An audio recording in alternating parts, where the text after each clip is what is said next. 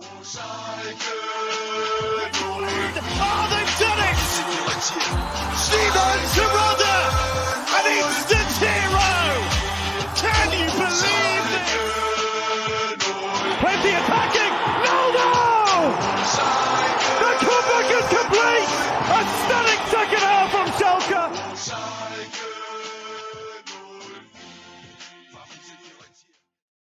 Blau und weiß sein Leben lang. Herzlich willkommen zurück auf die I forgot what I was going to say there. Welcome to Shock America's Victory Monday. Lost my train of thought. I'm your host, Richard Carmen. Joining me is co-host Jack Mangan, the more eloquent of the two speakers here. How you doing this evening?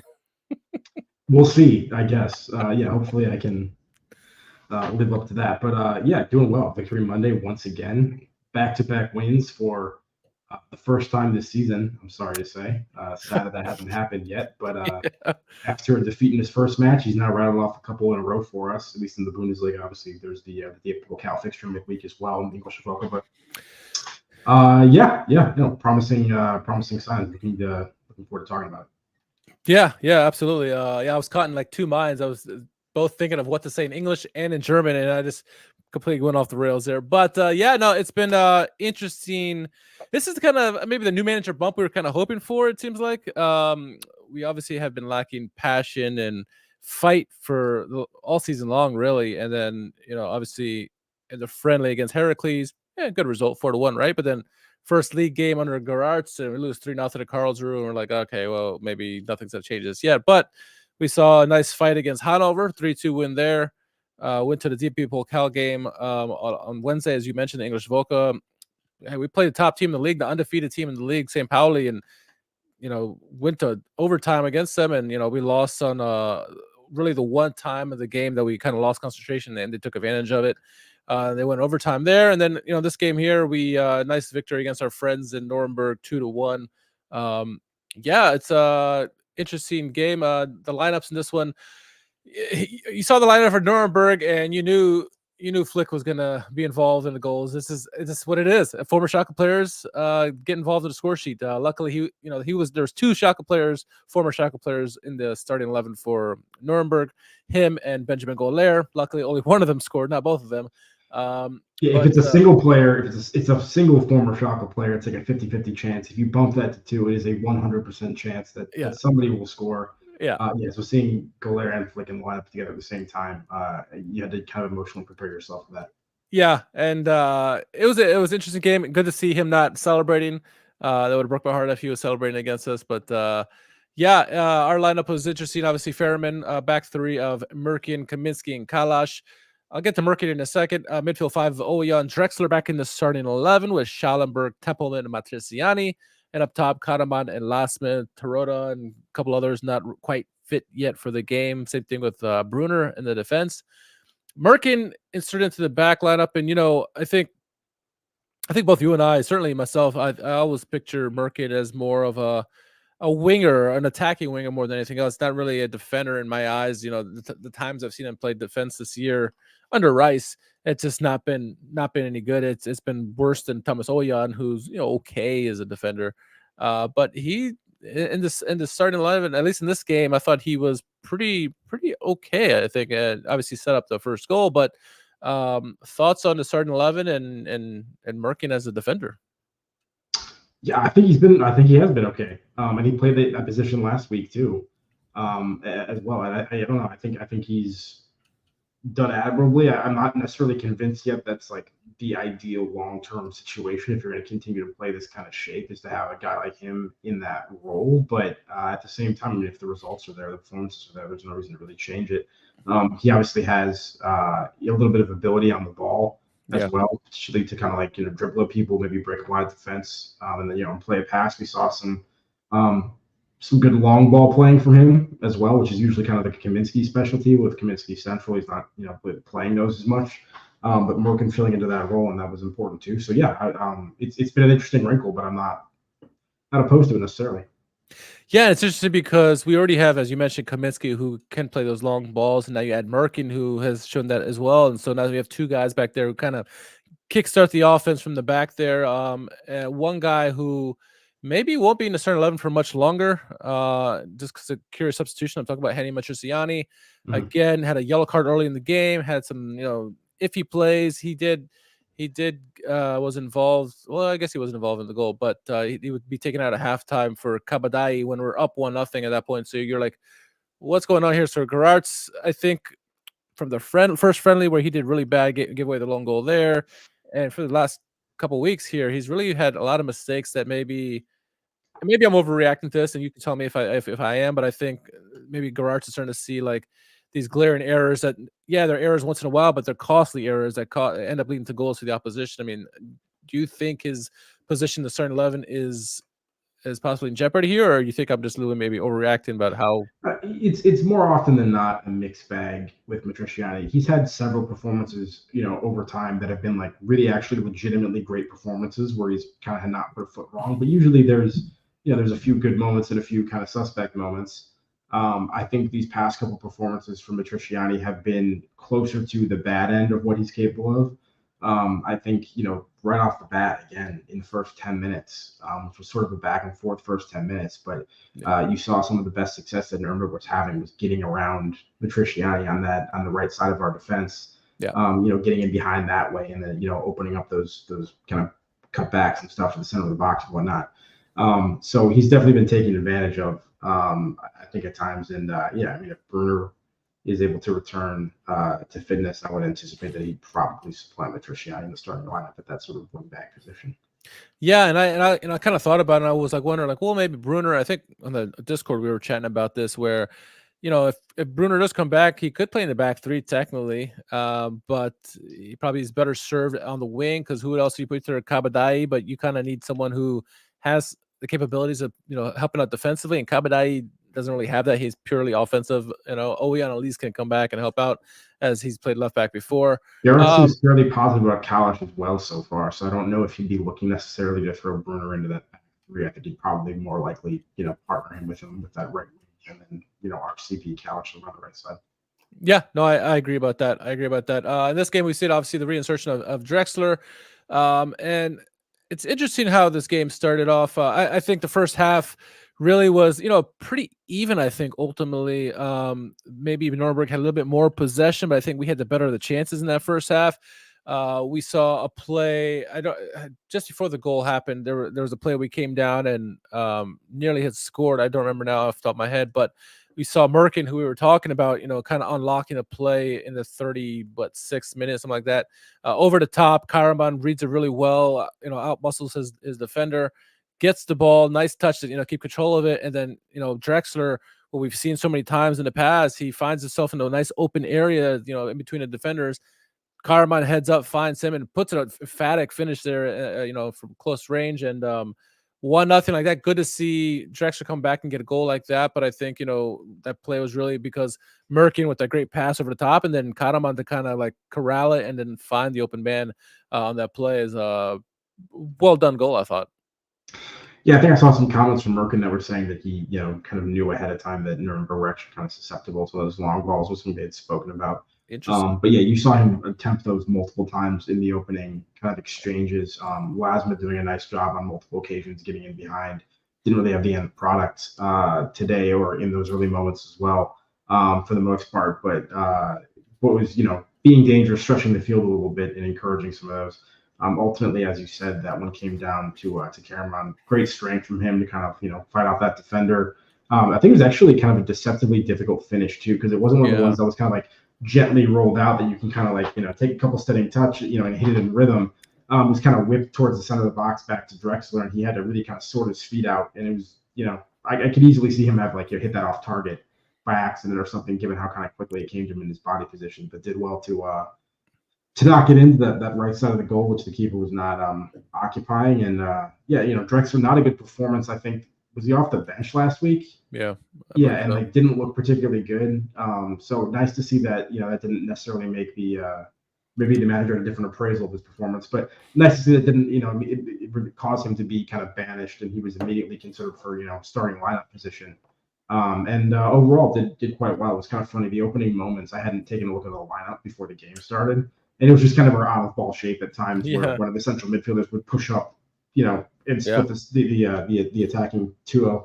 But for a second there, I actually thought that we were seeing a front three again, which is kind of more what we saw last week. It was like a 5-2-3. Yeah. And Karaman was in that central position, and I was like, oh my God, can you imagine being Sebastian Polter and having Drexler being in the striker position ahead of you? Like, you can't even get in ahead of him. So, but ultimately, yeah, he was in the midfield role. I was confused for 15 seconds. But anyway, nice goal. Nice to see us score once again early in the first half. We're so used to going down early in games. Yes. And this last week, another game now where we're able to get that first goal, and I think that just does a world of good for us. Increasing our chances in all these games. So that's been nice. Yeah, it was early indication that we're going to have a Victory Monday podcast when that goal went in there. Obviously, still a lot to play for in the game, another 60 minutes to go. But yeah, a nice finish. I mean, to your point, I think Kahneman's pass was in the feet of Drexler. He could have easily messed that up, but good feet by him. He made it also more difficult on himself because he went with that finish on the right foot when that's set up for his left foot right there. But hey, nonetheless, he got it done. That's all that really matters. And then like a minute later, we come back down again, and Kahneman, who made the Templeman, kind of leads this breakout, finds Kahneman on the left, and he goes for a one-time pass. He could have gave it back to Templeman, could have given it to Lasson back door. He went for the shot. I don't mind. He went for a shot. It went for the near side post, hits the post and misses. But that was a good sign that we immediately reacted and nearly got another goal. It was pretty much right off the kickoff, of the first goal. I don't know if we stole it. I don't think the camera had caught up to the play yet, so I didn't see what happened. But Templeman dished it to Karaman on the left side. The commentator was saying, why didn't he let that cross his body and take it on his left foot and then maybe go back across goal or something? It would have been a more natural sort of in rhythm finish instead of trying to kind of run around it, open up your hips, get on your right foot. Maybe shows kind of an over reliance on the right foot potentially. And then you kind of went for the near post too, as opposed to really trying to go for the far one, which maybe would have made more sense. But I think, given the position of the defender and stuff, you couldn't do that. But man, if Cameron had taken advantage of that, that would have been nice. I mean, 2 goals within a matter of seconds there.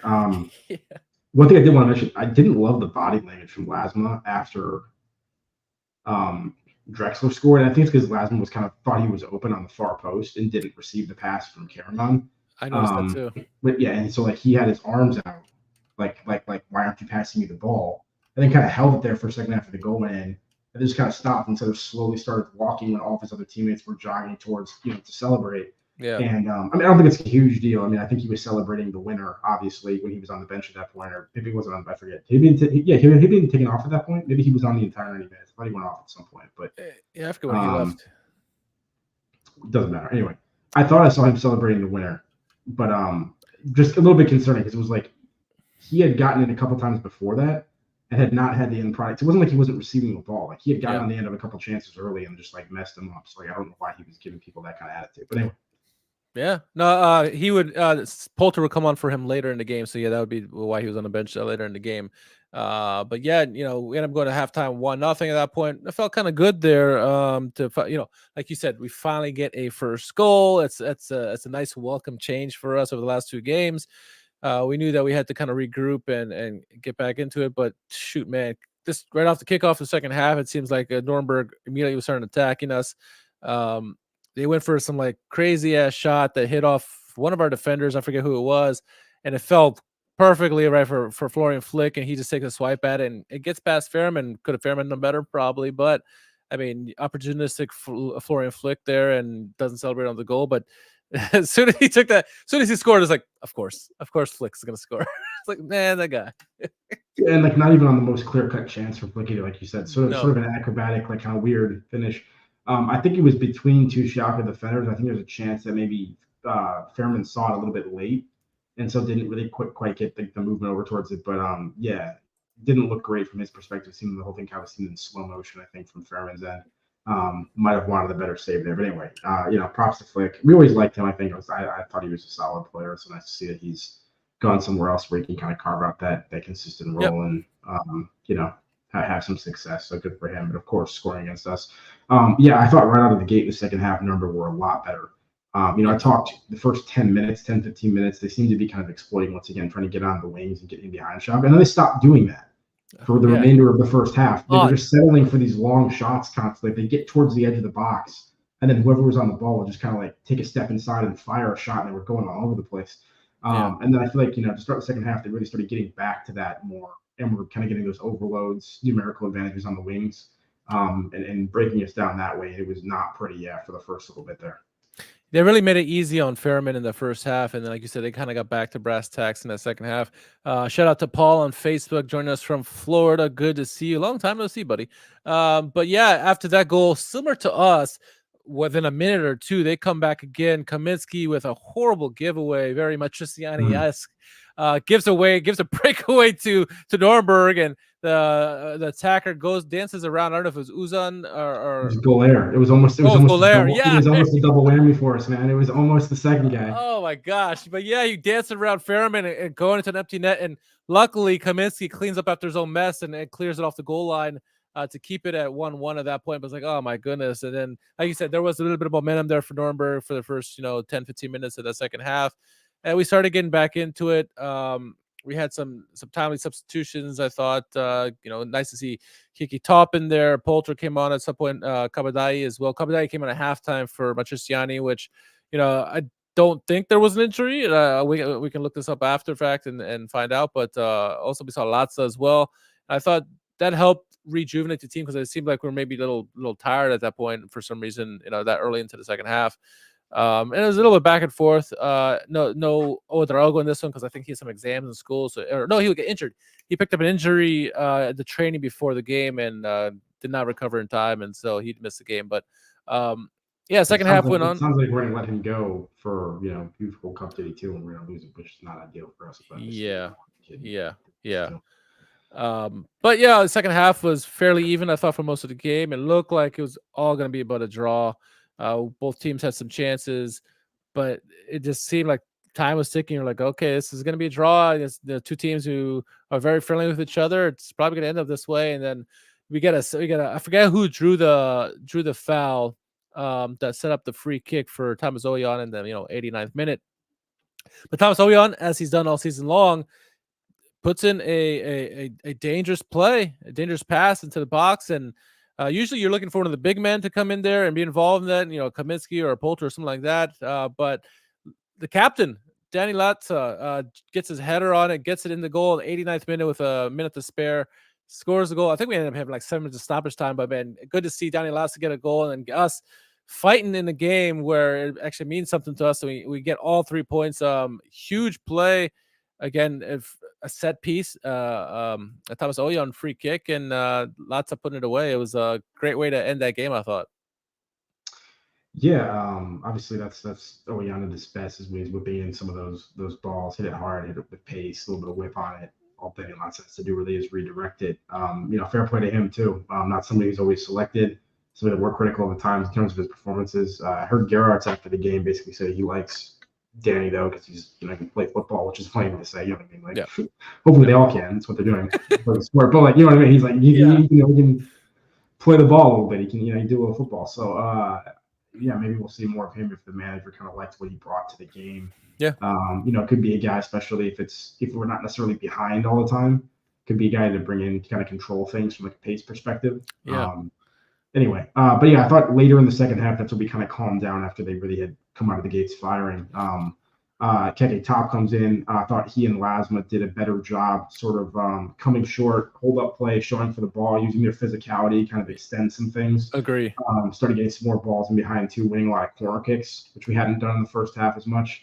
We really started kind of pushing towards the end line and making them clear the ball that way to buy us some free kick situations, which I think we can be dangerous from. And obviously saw that with the dead ball situation later. Yeah. Also, I wanted to give Lohan a shout out. I thought he had a solid game offensively and defensively. And I actually kind of like that Merkin Oyan stack. Not stack, but like partnership on the left.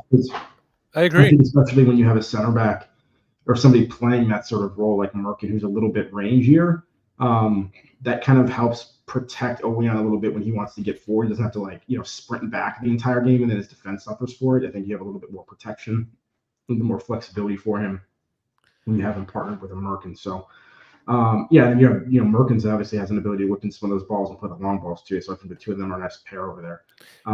It's funny how they stacked up though, because I think at least I would think if you put both of them in the lineup prior to these last two games, I would think that Oyan's the one who's gonna be more further back, and Merkin's gonna be up top just because of has a little bit more better defensive capabilities. But what we've seen over the last 2 games, at least under Geraerts, is that Merkin is fine there. He's got the pace. He's the most pacey. He has the most pace of anyone in the back, which helped a couple times in a game where we needed, Kalash and Kaminsky got beat, and Merkin is not afraid to use his body either. He's a pretty physical guy. He has a little bit of strength. I mean, he got some wiry strength, like Merkin. So I've been fine with it. Yeah, me too. But yeah, huge goal obviously to go back ahead and get the win. On the road, our road form has been terrible. Nice to kind of break that. And 2 in a row, and that's what we need to do. It doesn't have to be pretty. It hasn't been super convincing, these. I mean, the result against Hanover or even this one. But I think the thing is, you're starting to see Schalke tighten up a little bit. Not as leaky as we were. It's a little bit more. It's definitely more organized. It's a bit more intentional. We're playing people tight, and we're finding a way, in some of these situations to kind of grind out results in tight games, which is what we need to do. I mean, you can look at the DP match. Played pretty tight. I mean, probably had chances in that game, but played pretty tight, and then ultimately it was a kind of one of those BS handball decisions that gives them a penalty, which is the only reason that went to extra time, where we ended up losing that game anyway. So that game almost could have been different too. So I think, I mean, obviously nothing to get super excited about, but I think this kind of form at least gives me confidence that we're going to be fine. We're not going to be relegated this season. Yeah. And it's still early days, but the improvement under Geraerts, I'm okay with that. Now, how far we can go back up the table, that remains to be seen, but this has given me some at least I can take a deep breath now. I feel like we're probably going to be okay. And I forgot about that St. Pauli game. We went up at halftime 1-0, and all the score lines in that DP Pokal weekend or weekday was like crazy. Bayern lost to Saarbrücken, and good performance there. I think what we also seen is a lot of fight. We haven't seen fight all season long, and I thought these last 3 games there was fight against St. Pauli. There was fight. Obviously, went into extra time. In the Hannover match, there was fight. The game kept going back and forth with the calls and this and that, but we got a 3-1 lead in that game. And in this game, we could have easily said, a draw is good enough, right? And they didn't. They kept pushing at it, and I think that's as a result of the manager kind of like, hey, we got to kind of come out of our shell and get back to what we're good at and what we're traditionally about. And it's nice to get a win. I mean, shots are fairly even, 16-12 in favor of Nuremberg. Both teams 4 shots on target, possession fairly even. Fouls, we were fouling a lot more, but I'm fine with that. To your point, we're trying to keep things tight and close, and when you play the kind of tight, you're going to get more fouls, it seems like, against the opposition. And we had seven corners as a result, 7 corners, and they only had 4. So, and look at the table now. St. Pauli is still at the top of the table, but the last 2 wins, that's 6 points in the last couple of weeks. We are no longer in relegation spot. We're in 15th. And really, when you look at it, we're like, okay, we're still kind of far away, but look how close this table is. I mean, there's 5 points between us and 6th place Growth of Earth. I mean, that's amazing. And we're 8 points from the last promotion spot. That's not as bad as it seemed a couple weeks ago. So get a couple more results. If we get a result against Elversberg, who's sitting in 10th place, that could jump us back up on the table again, a few more spots, and we keep collecting points. I think, I'm not going to say whether we can get promotion or not this year, but if we can get better results and jump up the table, I think that's what we're all looking for. We really stop the bleeding with a chance to, to climb back up once again. How far we go remains to be seen, but the math isn't wild yet. And, who knows with winter signings, if we're able to bring anybody either, what the situation is. We'll see. I'm liking what I'm seeing so far. One thing I wanted to ask you, however, that I noticed, just talking about, things we're overseeing since, Geraerts has taken over. Does seem to be much more of an emphasis on trying to build out of the back rather than launching balls forward from Fairman or whoever to kind of launch possession that way. I think, philosophically, I'm biased towards that. I think everybody as a fan kind of has their own personal football philosophy in terms of what they like to see, what they like to do. I've never really taken time to kind of write mine out or clearly define everything, but that's generally something I tend to be a fan of or favor stylistically. And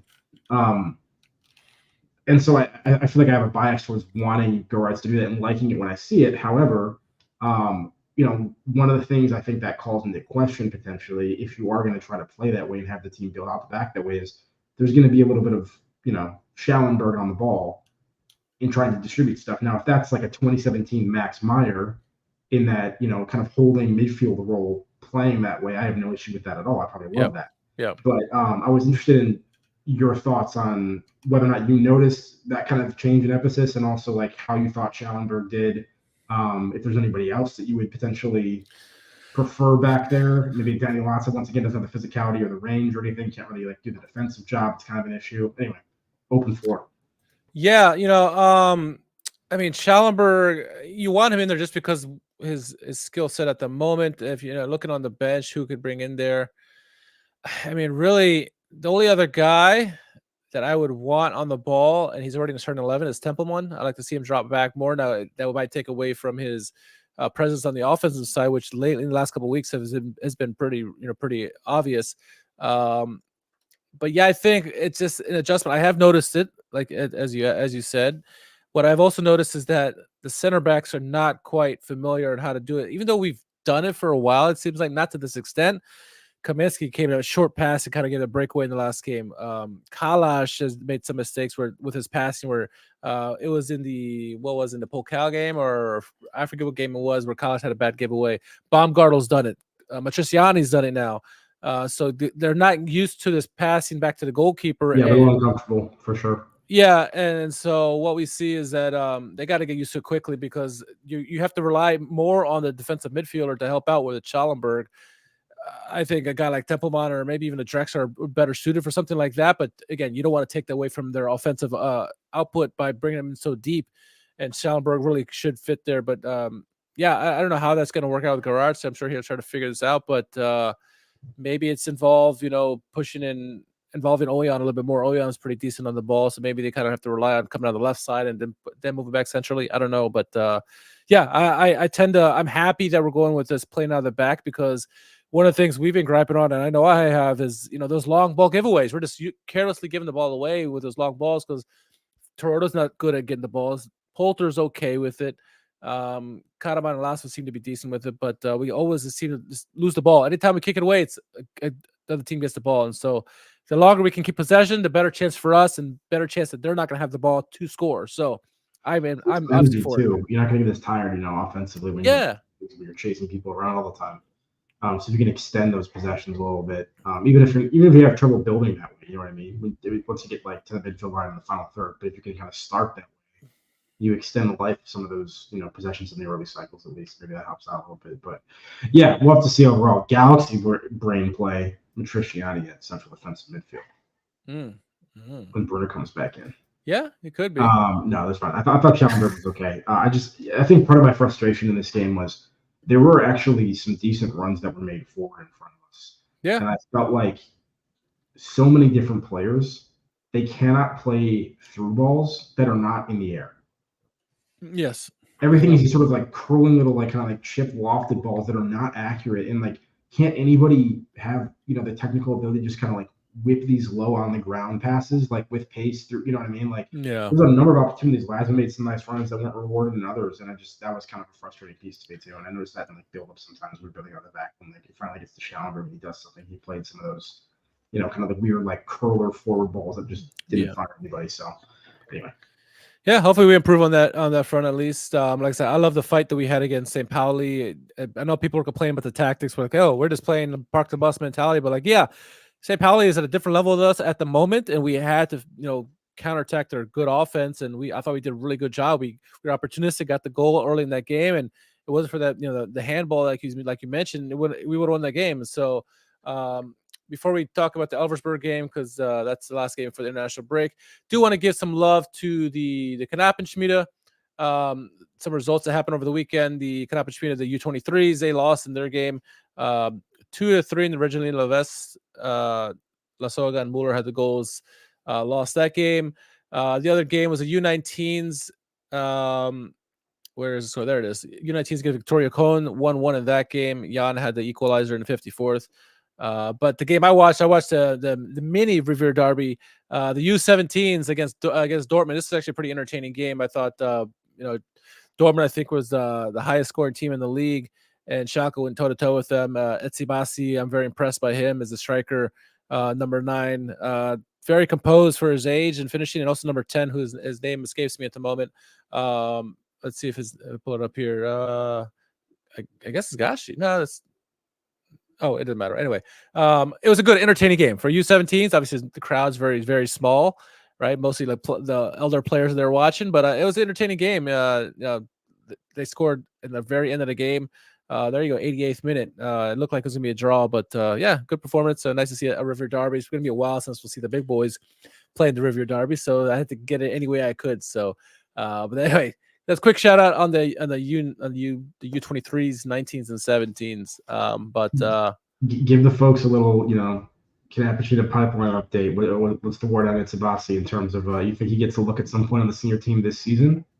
I don't think so. I like the composure he has on the ball. He's good at finding the open spaces. Obviously, he's on the U17.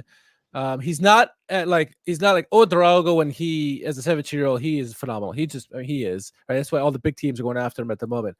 Etsibasi is a striker, a true number 9, good finishing ability, good hold up play.